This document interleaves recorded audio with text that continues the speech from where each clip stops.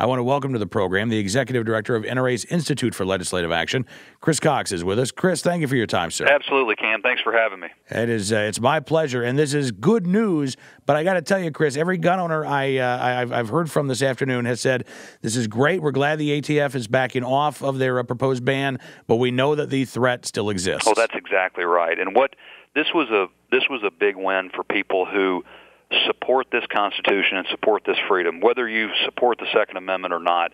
This was a message back to the President of the United States, who's decided that he's going to use his cell phone and his pen and go after anything that he wants to go after.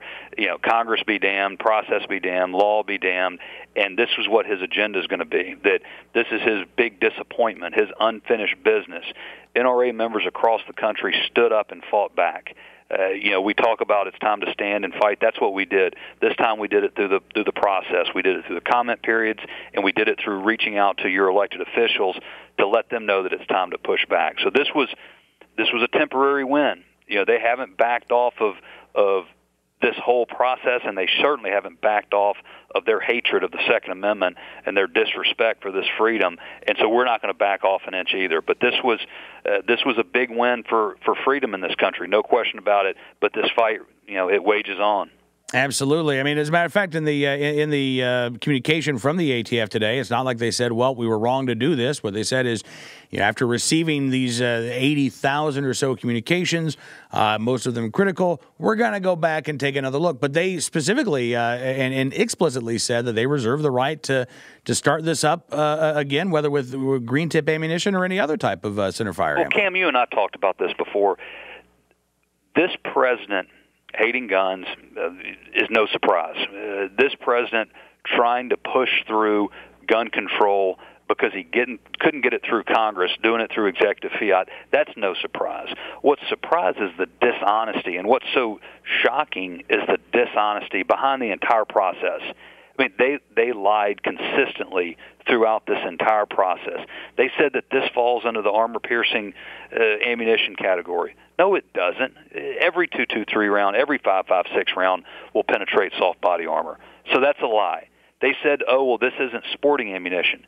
It's been sporting ammunition for the last 30 years that ATF exempted it. So what's changed? Nothing's changed. So that was a lie. But the worst part of it was they hid behind this false mantra of law enforcement officer safety. And the fact that the White House press secretary gets up and says, we're just doing this to try to save police officers' lives was disgusting. It was disingenuous, and it just shows why the American people, not just gun owners, but the American people in general, don't trust this administration, and they don't believe a thing that comes out of Washington, D.C. So this was a good win, not just for freedom, but for the truth. And while we always have the truth on our side, it doesn't always work out.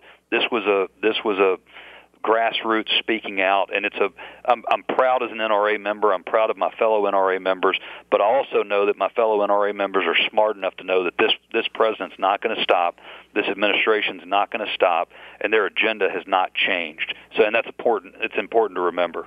Absolutely. And, to that end, Chris, we saw in the span of a week, and again, I think this speaks to the NRA members and the work of the NRA, 53 U.S. senators, more than 235 members of the U.S. House of Representatives signed letters to B. Todd Jones of the ATF, urging them not to adopt this framework, urging them to drop this attempted ammo ban. Is this something that Congress is going to continue to work on, even though this immediate proposal has now been withdrawn into the shadows? Are we going to continue to see Congress take a look at this? Well, Cam, we have to. It's going to be critical because these next 700 days or however many days we have left of this administration are going to be the most dangerous days for gun owners in this country and in our history. What they have shown what they're willing to do. We fought back. We've won a temporary win, and that's important, but it's also important to recognize that it's temporary. So Congress needs to build, just like the NRA has worked brick by brick to build a firewall around the Second Amendment. Congress needs to build a legislative firewall around the Second Amendment. We need to do everything we can in Congress. We can't let Congress off the hook on things. Congress needs to step up and make sure we do everything they can to provide the legislative and legal protections to prevent this president and this administration from continuing to try to dismantle the Second Amendment through executive order and executive fiat. Chris Cox, NRA's Executive Director, nra-ila's Executive Director. Thank you so much for coming on the program, sir. And is now the time for gun owners to contact their senators, their congressmen once again and say thanks for standing up for our rights? Well, absolutely. I mean, as you mentioned, 238 House members, 53 Republican senators, a handful of Democratic senators are sending a letter on their own, sent those letters that you mentioned, and that played a significant role in this temporary win. But we really need to recognize and remember that this is a temporary win and that we have not changed the disrespect and the hatred for this freedom, and it's up to us to continue to put pressure on those members of Congress. There's a lot that members of Congress need to do. As Wayne mentioned in his CPAC speech, we need to pass national right to carry. But what we also need to do is get rid of this bogus assertion that this freedom is somehow defined by a sporting purpose. That is outrageous. This is a fundamental freedom enshrined in the Constitution. There's nothing sporting about the Second Amendment. There's nothing sporting about self-defense. That should not be a term that's used when talking about firearms and firearms policy. So the ultimate solution to this particular issue as it relates to ammunition is we need to work with Congress to remove this misnomer of a sporting purpose as it relates to the Second Amendment.